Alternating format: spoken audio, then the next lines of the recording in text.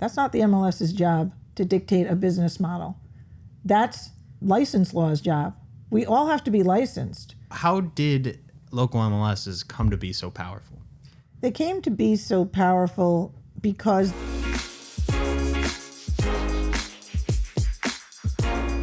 you want to go in and introduce yourself? I'm Dawn Pfaff. I am the owner and founder of MyStateMLS and the company, the holding company, State Listings, the parent company, State Listings. I'm a real estate broker. I'm a real estate appraiser. Veteran in this business over 25 years now.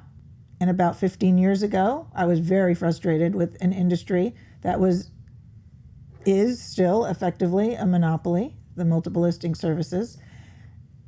And I wanted to compete with them because I did not like their practices. A lot of their practices I felt were antitrust. And I created the only competition to every MLS in the country, which is MyStateMLS. It's a private multiple listing service. It's not owned by any board of realtors or board of all the local brokers in an area, which the other MLSs are.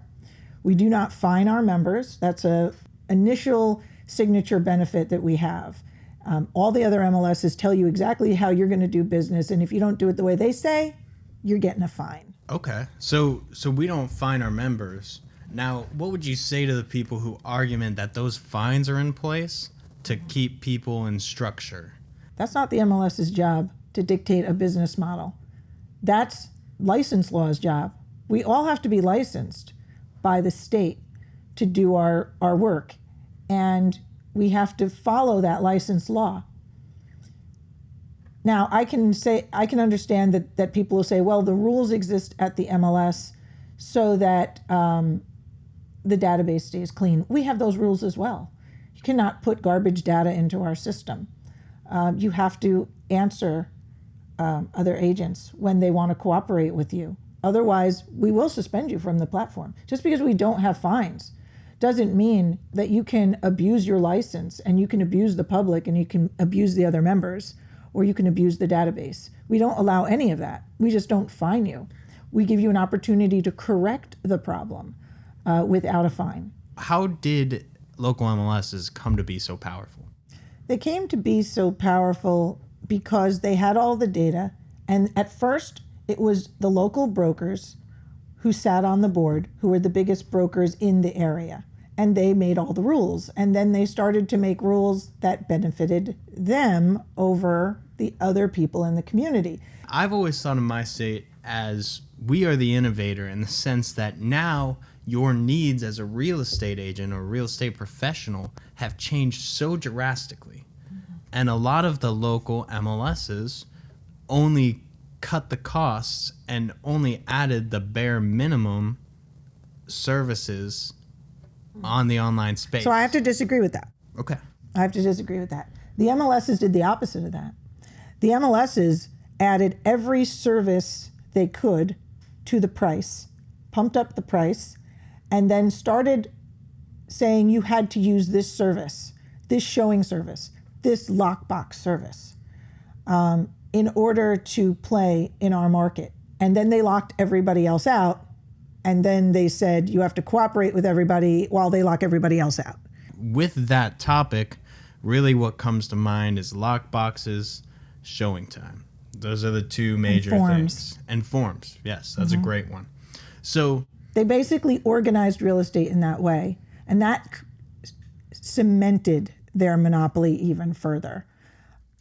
When they started providing all of these services beyond the MLS, beyond the shared database, what they ended up doing was saying everyone in the market is going to be using these tools.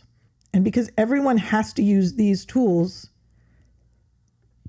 they've dictated the business model. There's no differentiation between brokerage firms. There's a few different business models out there. I mean, there's full service brokers and there's 100% brokers and there's discounted brokers.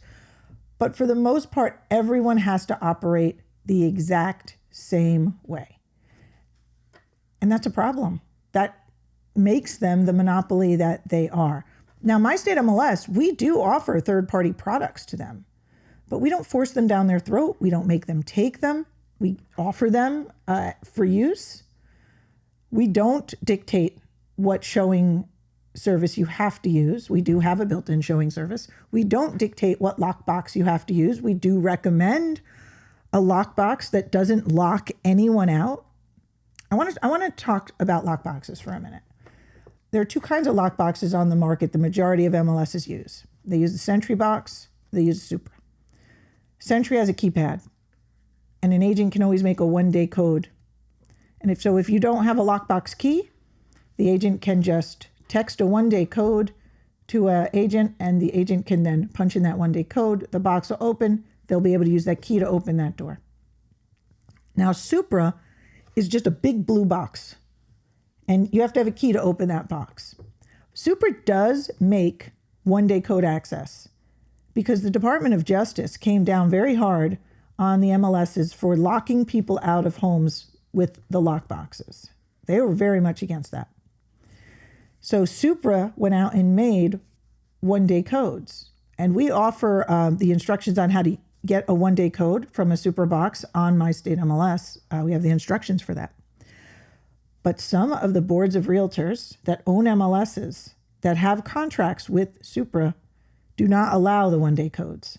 And those boards, I think, have a huge problem. I think that when the DOJ comes knocking on their door, they should not be surprised, because they are effectively locking people out, which is more than just antitrust, anti-consumer. It's fair housing violation to lock anyone out of a home who isn't using their service.